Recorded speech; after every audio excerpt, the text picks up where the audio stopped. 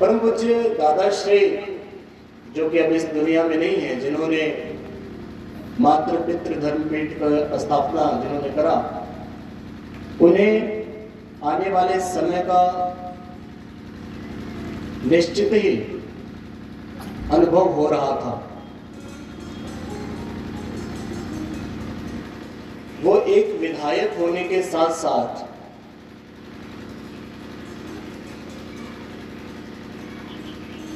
बनारस से 60 से 65 किलोमीटर दूर पर सैदपुर एक विधानसभा पड़ती है। 80-90 के दशक में वो वहां से एमएलए हुआ करते थे।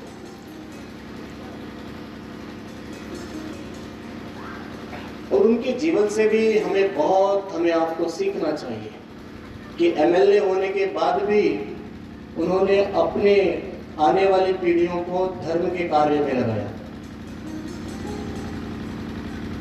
नहीं तो और जितने लोग राजनीति को केंद्र बना करके सेवा करते हैं, उन सभी लोगों की पीढ़ियां राजनीति में ही हैं।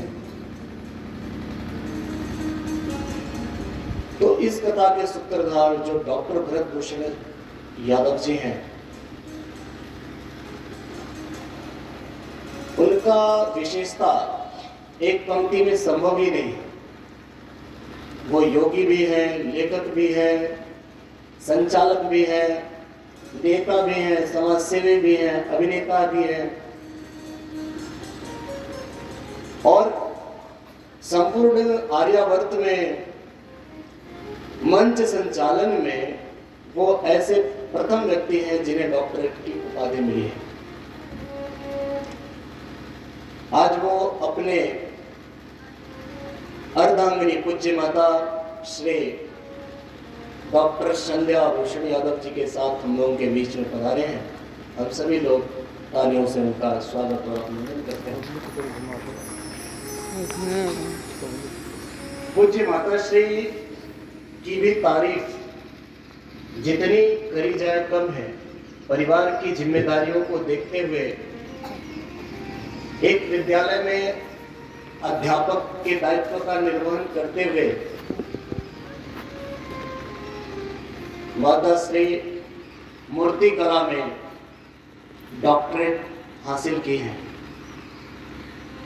और पूरे भारत में राष्ट्रीय खिलाड़ी रही हैं तलवारबाजी में। वो आज हम लोगों के बीच में उपस्थित हैं। हम सभी लोग करतल ध्वनि करके माता जी का अभिनंदन करते हैं और साथ ही निवेदन करते हैं कि कथा का आरंभ तो होगा, कृष्ण जी का जन्म होगा, लेकिन उससे पहले माताश्री और आदरणीय डॉक्टर भरत भूषण यादव जी के आशीष वचन आज हम लोगों को प्राप्त होंगे। उनके अनुभव और उनके आध्यात्मिक यात्रा का मार्गदर्शन हम सभी को मिलेगा। हम सभी लोग करतल ध्वनि के साथ स्वागत करते हैं।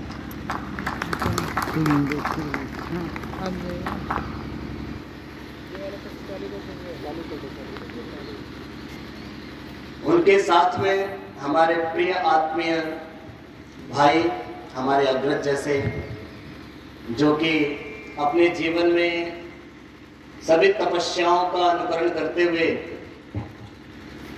कैलाश यादव जी, यह अपने जीवन की समस्या को तपस्या में बदल दिया। परिवार में अपने परिवार को संगठित करके चलाते हुए, जो कि जमीन के कारोबार से जुड़े हुए हैं, और हमारे कथा के संयोजक आदरणीय धीरेन्द्र जी भाई साहब भी जमीन के कारोबार से जुड़े हुए हैं। हम चाहते हैं कि आप दोनों लोग अपना गठबंधन कर लेना। आप इधर प्रयागराज में और आप काशी में, इससे आप लोगों का कारोबार भी बढ़ेगा और आत्मीयता तो बढ़ेगी ही बढ़ेगी। तो हम कैलाश यादव जी का भी तालियों से स्वागत करें। आदरणीय डॉक्टर साहब।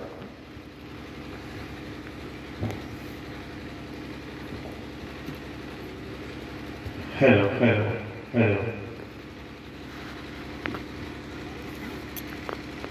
बहुत भाग्य का विषय है कि आज हम भी आप सबका दर्शन कर रहे हैं। सर्वप्रथम व्यासपीठ को कोटि से नमन करते हुए, प्रणाम करते हुए, वंदन करते हुए, ठाकुर जी के श्री चरणों में अपना शीश नवाते हुए, व्यासपीठ को नमन करते हुए आप सबके दर्शन का लाभ आज मिल रहा है, ये हमारा परम सौभाग्य है। और जिस व्यक्ति ने ये कथा कराने का निर्णय लिया और जिस जन्मभूमि में जिनके हम लोग यहाँ पर बैठे हुए हैं, आपका गांव आपकी जन्मभूमि है, कर्मभूमि है, और इस धरती पर इस तरीके का आयोजन करने का जो संकल्प लिया, जिस परिवार ने आदरणीय वीरेंद्र यादव जी, ये बहुत ही महान और पुनीत कार्य इन्होंने किया। इनके इस कार्य से इस गांव के बच्चों का, इस गांव का भविष्य कितना उज्जवल, सात्विक और आध्यात्मिक होगा, सामाजिक होगा, इसकी कल्पना नहीं कर सकते आप। आने वाले वक्त में आपको इसका एहसास होगा। इसलिए मैं चाहता हूं कि वीरेंद्र यादव जी के लिए आप सब अपने घर के बच्चे हैं, आपके भाई हैं, एक जोरदार तालियों से उनका अभिनंदन करें, उनका स्वागत करें इस पुनीत कार्य के लिए और उनके पूरे परिवार के लिए, उनके माता पिता, बच्चे, पत्नी, बहन, भाई, सबके लिए। और साथियों, व्यासपीठ जब चल रही होती है, भागवत चल रही होती है, तो उसमें ज़्यादा व्यवधान किसी की वजह से न पड़े, ये ध्यान रखना पड़ता है। तो मैं भी उसका ध्यान रख रहा हूँ। बस ये है कि आज व्यासपीठ से जो इजाज़त मिली है, थोड़ी बातें आपसे करनी है और बातें हम लोग संस्कार और अध्यात्म की करेंगे, कोई और बातचीत यहाँ नहीं होगी। तो थोड़ा समय हम बात करेंगे आज यहाँ पर जितने भी लोग यहाँ पर आए हुए हैं, हमारे सामने बच्चे हैं, बच्चियाँ हैं, माताएं, बहनें हैं, पिता हैं, भाई हैं, बच्चे हैं। इस गांव की संख्या कितनी होगी? कितनी होगी बेटा बताओ? इस गांव में कितने लोग हैं? 5000 से ज्यादा लोग हैं इस गांव में। और यहाँ पर कितने लोग उपस्थित हैं? 100-150 लोग होंगे अभी तक।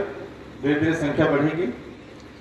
लेकिन जिस गांव में कथा हो रही है, ध्यान देने वाली बातें हैं। हर चीज में शास्त्र छुपा है, ज्ञान छुपा है वेदों का, हर घटना में। 5000 लोग इस गांव में रहते हैं, 500 लोग भी कथा सुनने नहीं आए। और कहते हैं कि प्यासा कुआं के पास जाता है, कुआं प्यासे के पास नहीं आता। लेकिन भगवान के मामले में ये चीज उल्टा है। भगवान आते हैं बार बार बिना बुलाए, लेकिन हम पहचान नहीं पाते, हम महसूस नहीं कर पाते, जिसकी वजह से भगवान हमारे दरवाजे से आके बार बार वापस चले जाते हैं। तो आप ये बताओ कि 5000 लोगों के दरवाजे पर भगवान आए हैं कि नहीं आए हैं? आए हैं कि नहीं आए? हाँ बोलिए सब लोग, माताओं से सब बोलिए। बातें करते हैं, हम उपदेश नहीं दे रहे हैं, उपदेश तो व्यास जी देंगे, है ना? आके वापस चले गए। तो आप बताओ कि जब दरवाजे पर भगवान आके चले गए, 7 दिन तक यहाँ रह करके, और फिर भी हम उनसे मुलाकात नहीं कर पाए, तो भगवान के ऊपर जिसकी कृपा होगी वही ना भगवान के पास आएगा। भगवान तो सबके पास जाते हैं, लेकिन इनके पास वही पहुंच पाएगा जिसको ये चाहेंगे। तो भगवान आप सबको चाहते हैं, कहीं ना कहीं भक्ति आपके अंदर है, तो भक्ति का बीजारोपण है, इसलिए आप परम सौभाग्यशाली हैं। इसलिए आपको अपने लिए भी एक बार तालियां बजा लेना चाहिए।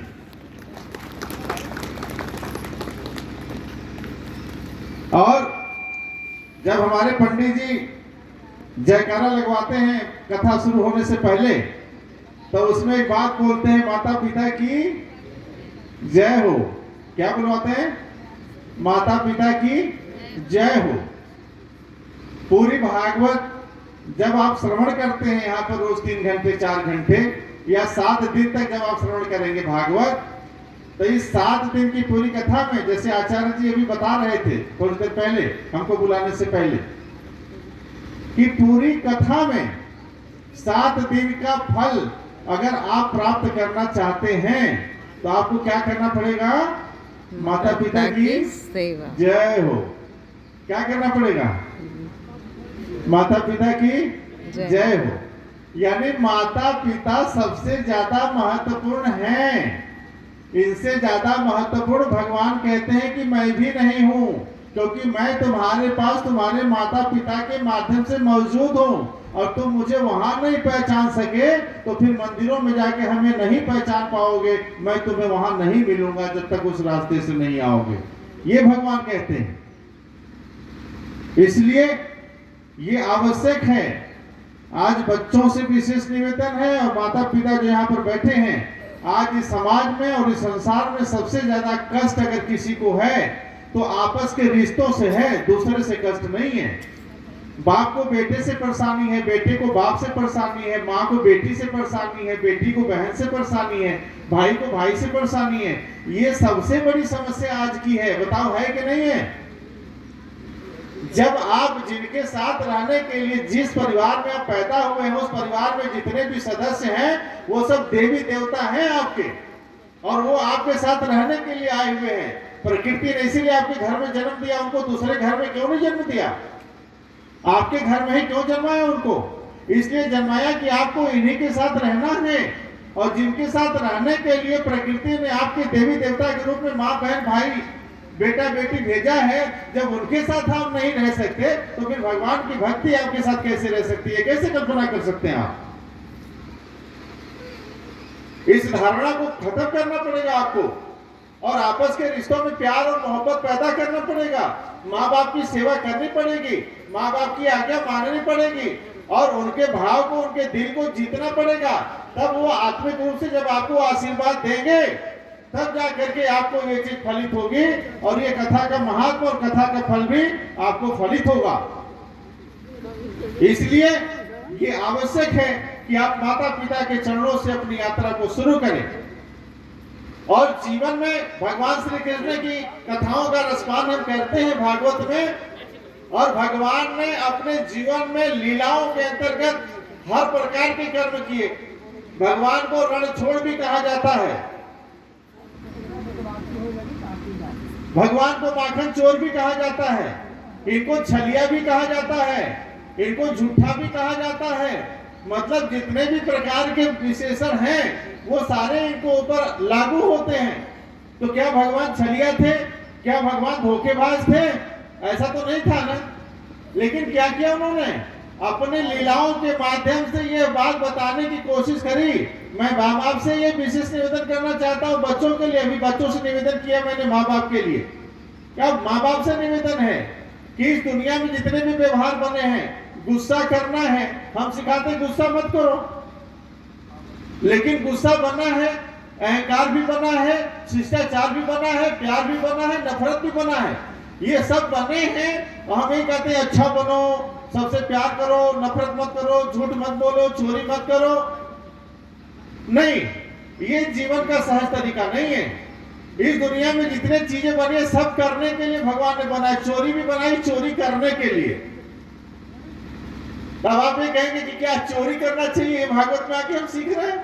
मैं कहता हूं हाँ, चोरी करना चाहिए, लेकिन भगवान ने अपनी लीला से आपको बताया चोरी तो करना चाहिए, लेकिन माखन की चोरी करनी चाहिए। किसी का सामान, वस्तु, रुपया, पैसा, गाड़ी घोड़ा, जमीन जायदाद चोरी नहीं करना चाहिए।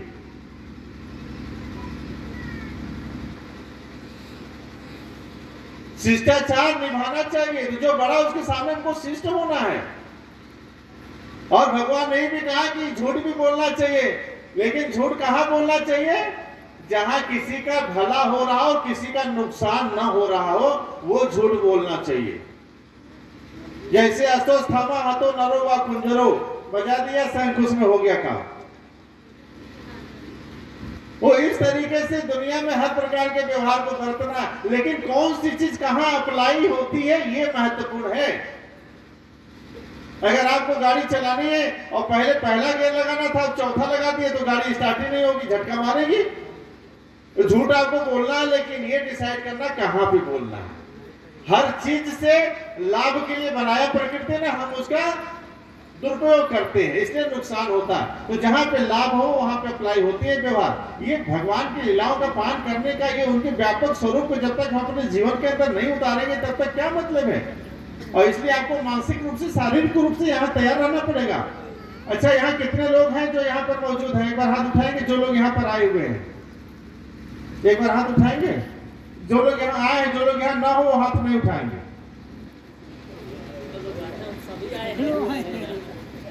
और कितने लोगों को तो समझने में वक्त लगेगा कि ये बात है क्या इसका। देखिए, ये बच्चे नहीं आए हैं यहाँ पे, ये हाथ नहीं उठाए, आगे वाले कोई बच्चे नहीं उठाए, ये यहाँ आए नहीं है। अब आप देखिए कितना आनंद है, यही भगवान की लीला हुआ करती थी, है ना। ये तो कुछ लोग शरीर से आए हैं और कुछ लोग दिल दिमाग से आए हैं, लेकिन जिनका दिल यहाँ नहीं है, केवल शरीर से आए, वो यहाँ नहीं आए अभी,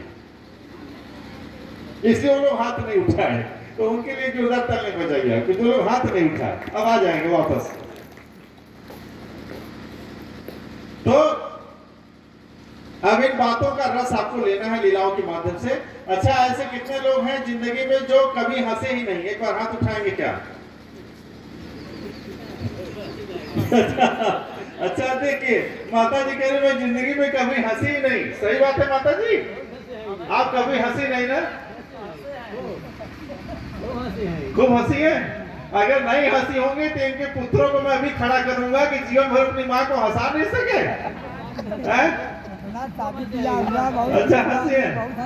अच्छा, तो अच्छा, कितने लोग हैं वो हंसे हैं जीवन में, हंसते रहते हैं? एक बार हाथ उठाइए।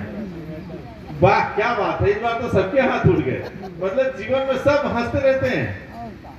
अच्छा, ये बताइए, इस गांव में सबसे बढ़िया कौन हंसता है?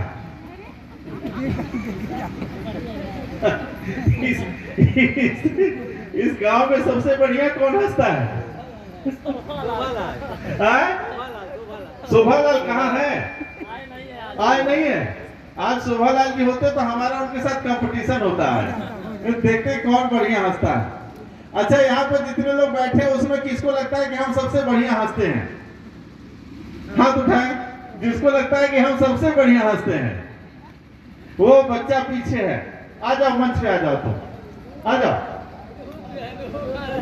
आ जाओ, आ जाओ, आ जाओ। क्या बात है, जूता निकाल के ऊपर आ जाओ, आज हंसाएंगे तुमको। तो भगवान की कथा जब आप सुनने आए तो आप प्रसन्नचित्त रहेंगे तब समझ में आएगी, या दुखी रहेंगे तब समझ में आएगी? क्या रहेंगे तो समझ में आएगी?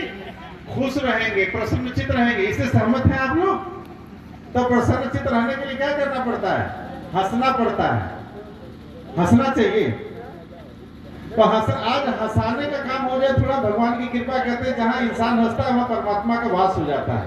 तो परमात्मा का वास कराएंगे क्या आप? कितने लोग तैयार हैं हंसने के लिए? सब तैयार हैं, क्या बात है। चलिए आप आइए, जरा हंसाइए। तो आप तो सबसे बढ़िया हंसते हैं, आपने कहा है। अब सब लोग हंसने के लिए तैयार हैं। सब लोग तैयार है ना? एक बार हाथ उठा दीजिए, बच्चे का उत्साह बढ़ाने। देखिए, सब लोग हंसेंगे, क्या बात है। अब आप हंसिए।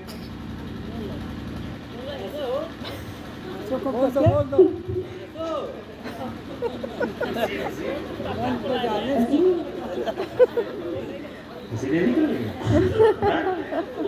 हंसी निकल रही है।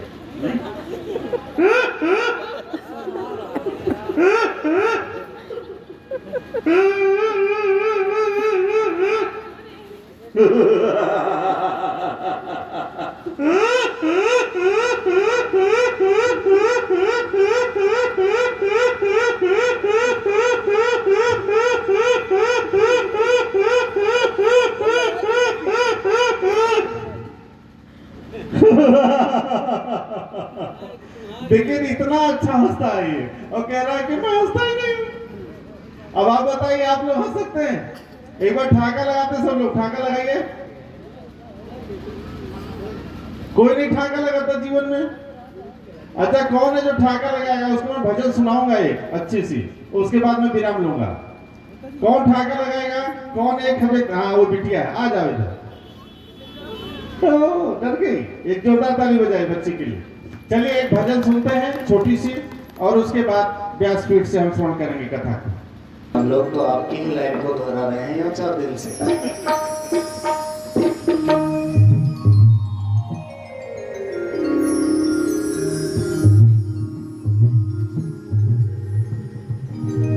मैं तेरे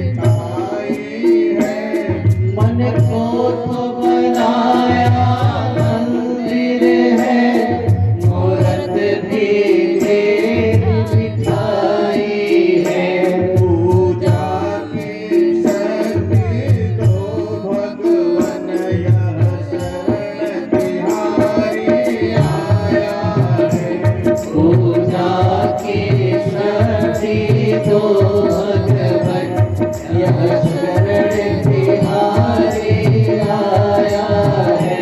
मंदिर में तेरे भगवन एक नया पुजारी आया है।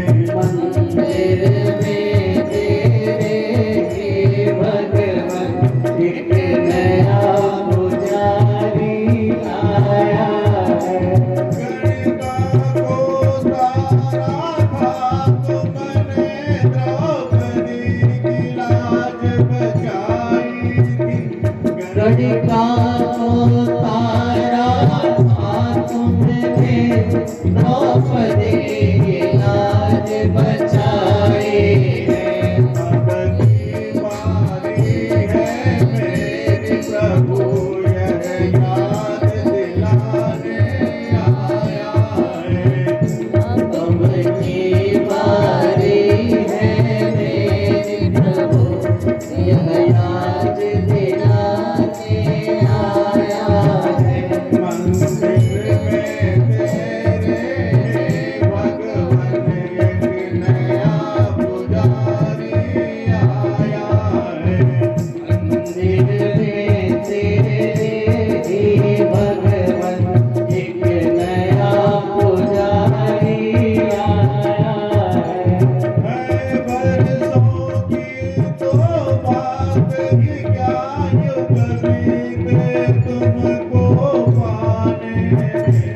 है बरसों की तो बात ही क्या युग युग है तुमको पाने में। अब तो आ जाओ जीवन गन यह तुझे बनाने आया है। अब तो आ जाओ जीवन धन यह तुम्हें बनाने आया है। मंदिर में तेरे भगवन एक नया पुजारी आया है। मंदिर में तेरे भगवन एक नया तेरे भगवन एक नया पुजारी आया है। पूजा जय जय श्री राम। राधे हर हर हर महादेव।